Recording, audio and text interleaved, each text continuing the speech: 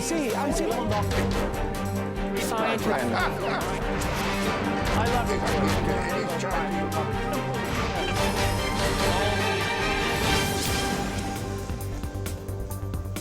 Hello and welcome to Crosstalk, where all things are considered. I'm Peter LaVelle.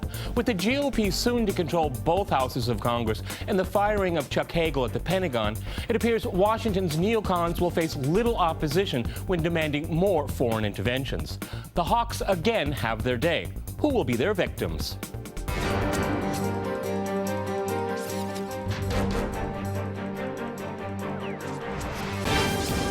To crosstalk the Neocon foreign policy agenda, I'm joined by my guest, Bruce Fein in Washington. He's a columnist for the Washington Times, as well as author of the book American Empire Before the Fall. Also in Washington, we have Jim Lobe. He is the D.C. Bureau Chief of Interpress Service and director of a blog on U.S. Middle East policy called loblog.com. And in Orlando, we cross to Alex Newman. He is an international journalist and a foreign correspondent for the New American magazine.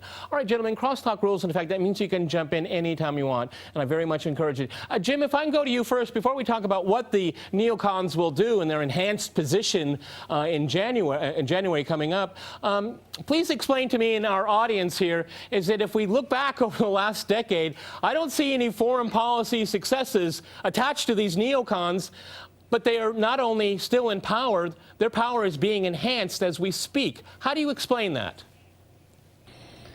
Well, I don't know. I think for at least the past 8 years, the neoconservatives have been pretty much out of power, particularly during the Obama administration, when they have struggled to maintain their, let's say, primacy over the Republican Party. And it hasn't been that easy for them either. You have the rise of the Paul family, which represents kind of libertarian views that are pretty much anathema to the neoconservatives. So they've found themselves in a similar position as they did in the mid-90s, when there was kind of a split within the Republican Party between people who were more sympathetic to their views, and such as Dick Cheney and Don Rumsfeld, and others who basically, after the Cold War, wanted to retrench and assume a more traditional U.S. war that dates back, to before even World War II. So that kind of while at the moment they definitely dominate the Republican Party, all but Paul, of those who are believed to be intending to run for president in 2016, have taken quite neoconservative views. I think they're still concerned about the degree to which they really do control the rank and file of the party, and whether they're going to face a big fight in 2016. Well, Bruce, if I can go to you in Washington, I mean, there are quite a few neocons in the State Department and in the Defense Department. May not be on the top, but there are plenty of them around. Victoria Nuland comes to mind, and we know what she did with Ukraine. And we can look at the media. I mean, the media is very pro-neocon in its approach to conflicts around the world. And this is why I'm doing the program, because there seems to be this echo chamber where everybody just assumes that we have to have more wars all over the world. Go ahead, Bruce. Well, I think, number one, you at least overstated the degree of neocon success stories. In Syria a year ago, the American people and Congress really balked at President Obama's planned invasion or shooting of hundreds of cruise missiles into Syria, and it then got deflected into a program of removing chemical weapons from Syria, but not an actual invasion. That was clearly a blockage to the neocon agenda. Moreover, even at present, there's been some reluctance and hesitation for the Congress to enact what is called an authorization to use military force against the Islamic State, which really means also an attack on Syria. There's not been a vote yet. Probably in the next Congress there will be, but it's hedged because the failures are so apparent at staggering costs.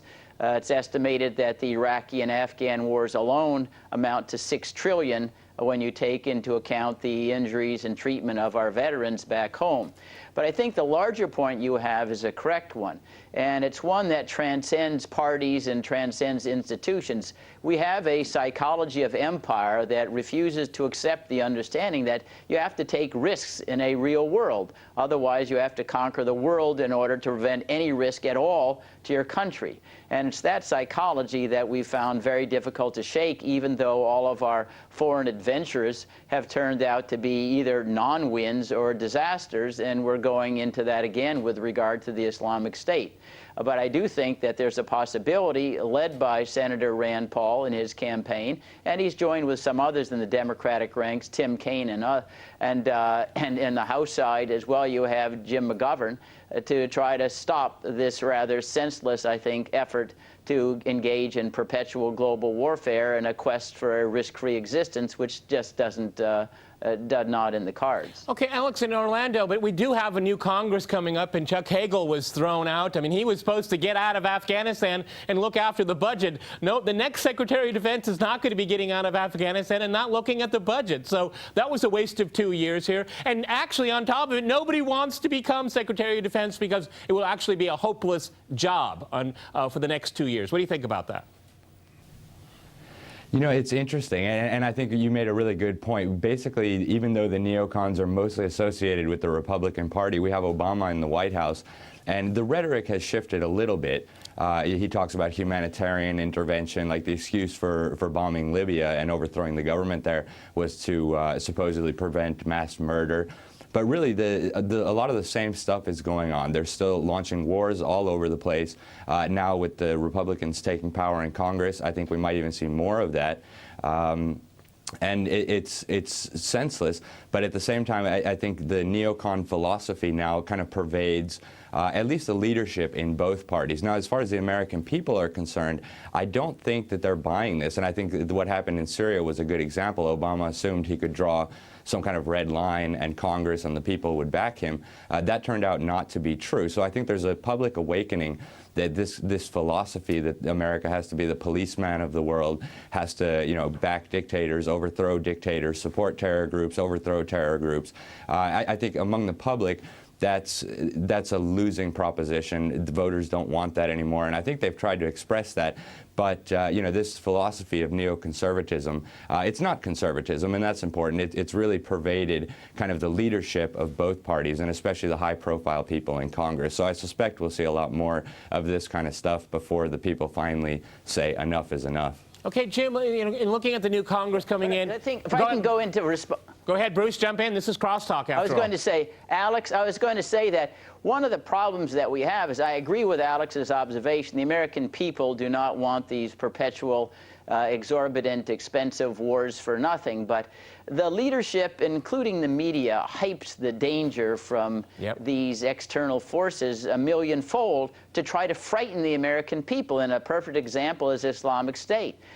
6 months ago, it had no ink in the paper at all. What you might call a tiny, tiny, tiny acorn, and then it grows into a huge oak, overnight, with all these new estimates about how dangerous it is. It's not only a danger to the region, but it'll come to the United States, et cetera. And the American people, being trustful of their government, they believe, wow, this really maybe is something that's on the verge of another 9/11. And it's really the responsibility of the press and the outside groups to say, wait a minute, there are dangerous forces abroad, but no, you're more likely to die in the United States of a vending machine falling on you or lifting furniture than you are of a terrorist attack. And you have to put things in proportion. Because the fact is, if you are unwilling to take any risks at all, there's no way that you can stop short of conquering the whole world, because there's a risk in living. Okay, Jim, field out there. I mean, how responsible is the media when it deals with these foreign threats? Because exactly true. I mean, 6 months ago, ISIS was not even heard of. And now we have other issues. Russia is one of the greatest dangers to world peace. We have ISIS, and throw in Ebola right there. And everybody's afraid. All these forces out in the world. And it's patently just, exaggerated to the nth degree, almost all these foreign policy issues that people talk about in the media today. I think it's a pretty complicated question. Okay. And for myself, I actually kind of avoid television or cable television, Okay. so I don't get the more, sensational aspects of news coverage. But I would, as a general proposition, I would agree with what you just said. I mean, there are strong vested interests, some of which are associated with neoconservatism, some of which are entirely independent of neoconservatism, like a good part of the officer corps in the military, who have an interest, or different interests, but a common interest perhaps in creating this idea of the world as a fearful place and a place you need to be afraid of, and that you need, therefore, to think a lot about security and taking measures and spending money to supposedly bolster your security. But if I could, I'd like to go back. I still think, I'd just like to say, I think the word neoconservative is kind of overused. Again, Okay. I think there are a lot of interests that jockey for power or control or influence over U.S. foreign policy. One interest is neoconservative, and they've been able pretty much to capture the leadership of the Republican Party over the last 10 years. But as Bruce, pointed out, well, more than 10 years, I should say.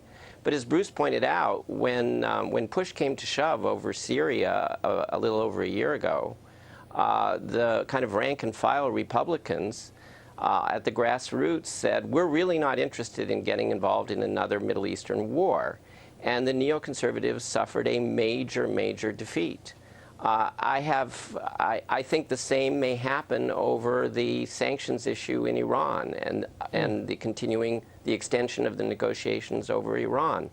The neoconservatives, in line with the Netanyahu government in Israel, would like generally to see these negotiations go nowhere and possibly even collapse, and some of them would even like to see the United States attack Iran. But I think many Republicans who were elected to the new Congress, while they give lip service to a hard line against Iran, Jim, let me push jump comes in to here. shove. Jim, we have to go to a short break, and after that short break, we'll continue our discussion on Neocon. Stay with our team.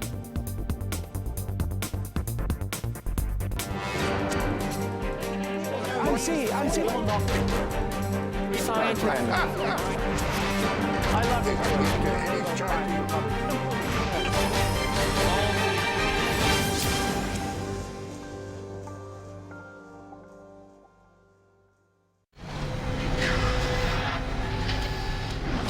Welcome to the future. 12 countries team up to spend over €1 billion to build the most powerful X-ray machine on the planet, in a race to shine a light on some of the mysteries of the micro-universe. To find out the hows and whys, we travel to the land of the hamburger. Tune into this month's show as we get to the heart of the matter. Technology update here on RT. We've got the future covered. Deadly drone ops to protect another continent. Mostly just like a business job. You go, you do your 8 to 5, 9 to 5, you come home, you leave your work at work. Now, the unknown victims speak up. They shoot it, and they don't know what is wrong, what is right. The war no one talks about. Can I be sure that it's not going to end up in a targeted killing? Probably not. The secret war.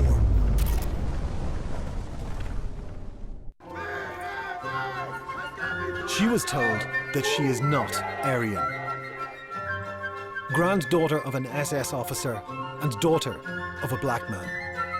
She questions what Aryan means. Wusstest du, wo Arier herkamen? So aus Nordeuropa? Naja, also Arier sind doch eigentlich Leute, die in Deutschland geboren sind und deutsche Eltern haben. Also so. Wo hast du das gelernt? Ich glaube, ich habe das gehört in der Schule. She asks those who call themselves Aryans. Kamen jetzt die Arier her?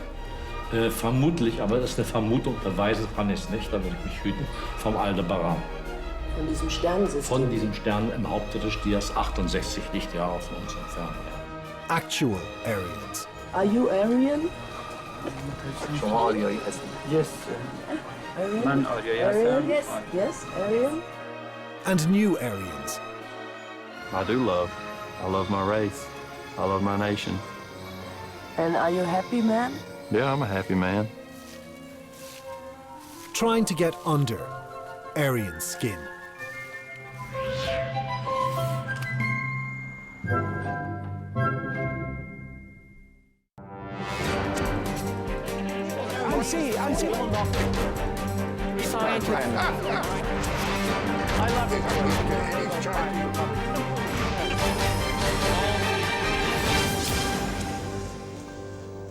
Welcome back to Crosstalk, where all things are considered. I'm Peter LaVelle. To remind you, we're discussing neocons in their foreign policy agenda.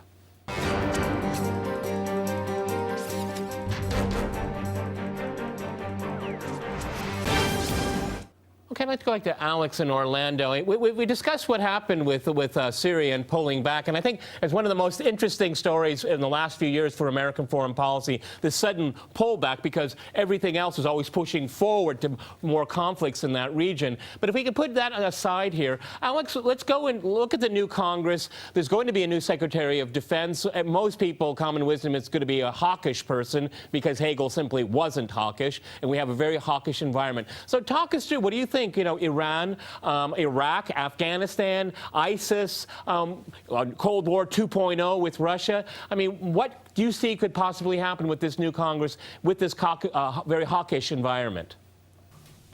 You know, I think it is going to be a very hawkish environment, and I think we're going to see a lot more calls to extend the wars that we're already involved in, to continue meddling abroad.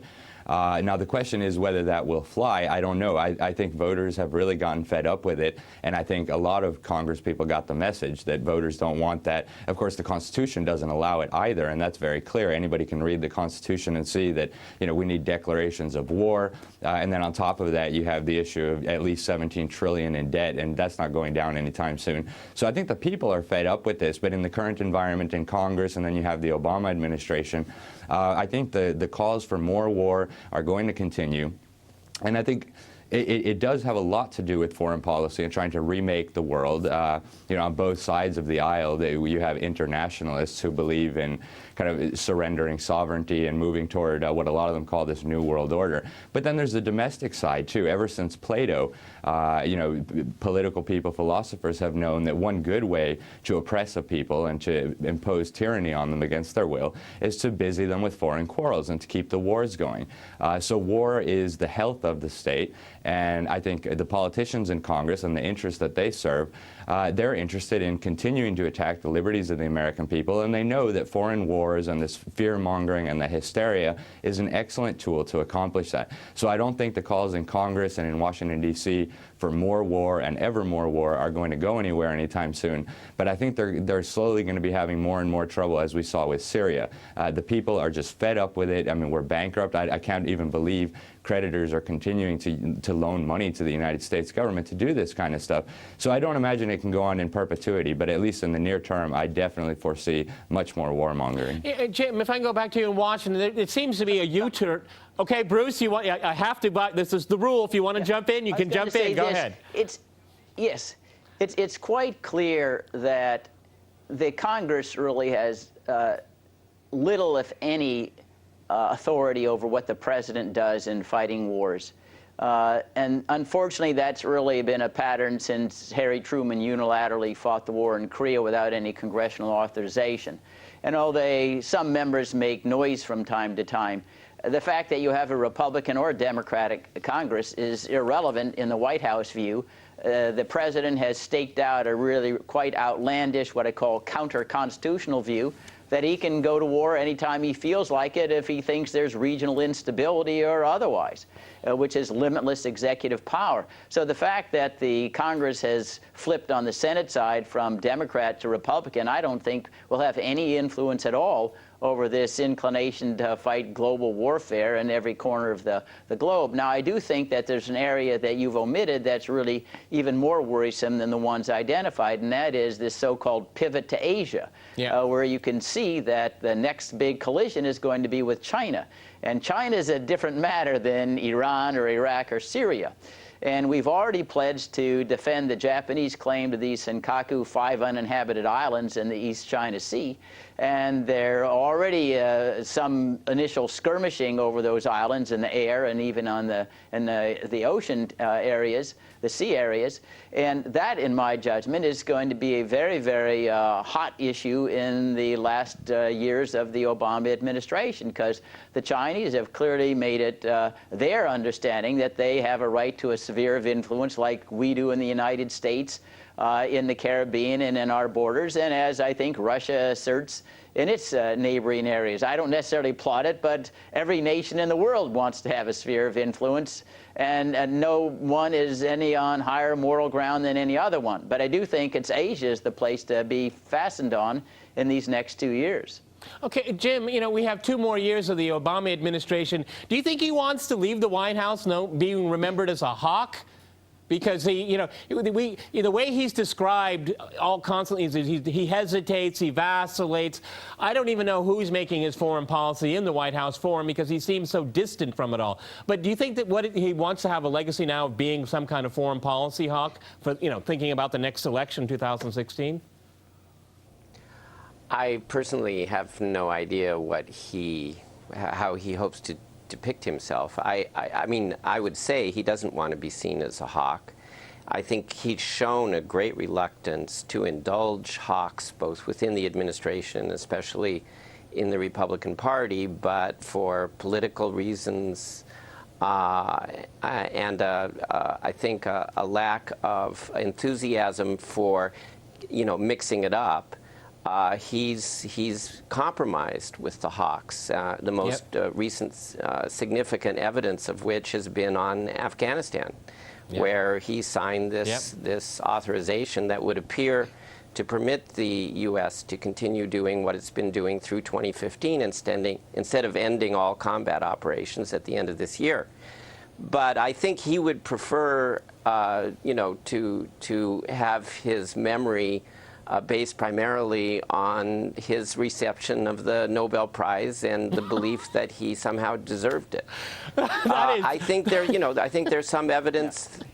Oh, that's no, I think that's what he would prefer. Yeah, I think he'd prefer, but I think that's patently laughable if we go through all of the conflicts under his administration. Alex, if I could go to you, I mean, you know, when we look at the administration here, he doesn't have any foreign policy successes whatsoever, except for maybe the Syrian one, but that wasn't his. That was, like you said, the American people, and we have to remember it was the British Parliament, you know, thank God for them, because they said no. And I think that created a cascade effect, gave everybody a chance to say, uh-oh, let's not go down this path here. But I don't know. Syria still could be just anomalous. I don't know. We'll have to find out. But let's look at the last 2 years. I mean, you know, Obama, the Nobel Peace Prize winner, and you know, and he may leave trying to convince the world that he's some kind of hawk. I mean, from the beginning to end, it's all confusion to me when it comes to this man. Yeah, and you know, I don't think there's any chance that he's going to be remembered as anything other than a hawk. Okay, keep going, Alex. Keep going. I mean, he's made clear throughout his entire administration that, you know, he supports the warmongering, and he's even taken it beyond where George W. Bush took it. You know, the neocon leader, maybe even in the Bush before him, because now take Libya, for example. I think Libya, in a way, kind of defines his attitude toward a lot of things. He used a United Nations resolution as the justification to send our forces in to help overthrow a government and to help support rebels that, you know, RT had been reporting, and we at the New American Magazine had been reporting. These were actual al-Qaeda people. So in a way, I think his foreign policy is defined by that, and we've seen that across the board. He likes to work with these international organizations, but the warmongering is the same. American troops are all over the place. They're getting involved in all sorts of things where the U.S. government has no business, and it's becoming even more anti-constitutional than it was before. At least Bush went to Congress and requested an authorization. Now, that's not a declaration of war, and it's still not a proper way to do things, but, I mean, Obama has taken it well beyond that with his you know, purporting to order American troops into battle unilaterally without even asking Congress. Yeah. Apparently he let them know he was going to start bombing Libya. And, you know, if it weren't for the American people's outcry, I imagine we'd see a lot more of that. But I think there's no chance at this point that he'll be remembered as anything other than a warmonger. Yeah, well, Bruce Fein, you want to jump in there, but, you know, here it is. You know, here's a man that doesn't believe he needs anybody's permission to do anything around the world, and he hides behind his Nobel Peace Prize. It's really quite amazing. Go ahead, Bruce. Well, I don't know whether he trumpets his Nobel Peace Prize. He hasn't given it back, which he probably should have. He should have never accepted it in the first place. I think he was awarded it simply because he wasn't George Bush, which meant the entire world could have been awarded the Peace Prize because we were George Bush too. You could have gotten it. Alex could have gotten it. Jim could have gotten it. I could have gotten it. And I think all of us on this program would have done a better job with that Peace Prize. Keep going. Keep going, Bruce. Yes, yes. And, but I do think that with regard to Obama's personality, it's not Napoleonic. I think that he's just pushed along by the tides of our empire psychology, which has been growing really in an exponential way ever since the Soviet Union disintegrated in 1991, and we felt we could bestride the world like a colossus and pay no penalty for it. I do think that the powers that our president has claimed now, beyond the power to go to war without any authorization whatsoever, but now the power to kill Americans with Predator drones without any due process. He said on his say-so alone, he can pay prosecutor, judge, jury, and executioner to kill people if he says unilaterally you're a danger to the United States, which is truly stunning. And I feel that the greatest fear of our continuing an empire is the precedence of power that Obama has set. They will lie around like loaded weapons and wait till you do get a real Napoleon or a Caligula in the White House, and what we've got now will seem like a tea party, and that is my real fear. Okay, Jim, I'm going to give you the last word on the program. Go ahead. Well, I basically agree with Bruce's analysis, although I'll leave to him the legal expertise or constitutional expertise. I mean, I would say I think that you can draw a line between the first term of George W. Bush, when the neocons were definitely in control, and the Obama administration. I think the second term of Bush was a period of transition back toward a more mainstream U.S. foreign policy. But I think, I frankly think it's ridiculous to call Obama a neoconservative. I think he is, as Bruce said, he's been pushed along by interests that are very, very powerful in the United States, and that will continue to exercise enormous influence over U.S. foreign policy. Okay, on that note, and because on that note, Jim, we've run out of time, Jim. We've run out of time, gentlemen. Many thanks to my guests in Washington and in Orlando, and thanks to our viewers for watching us here at RT. See you next time, and remember, crosstalk rules.